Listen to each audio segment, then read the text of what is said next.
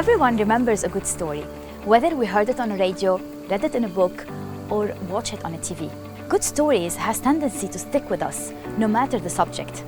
But sometimes storytelling competencies can hide other soft skills that the storytellers lean on to get to his audience. In this topic, we propose you to explore 3 activities that go over 3 soft skills that we think that the storyteller needs to acquire to have a comfortable and pleasant storytelling experience. First of all, empathy.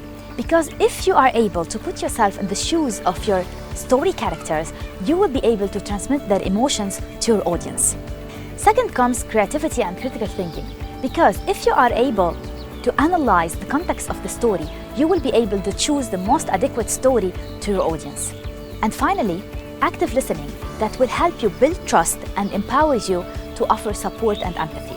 This competence will help you also as an adult educator when you will implement your storytelling in your classrooms to be attentive to your learners when they will have the opportunity to talk about their stories if they would like to do so.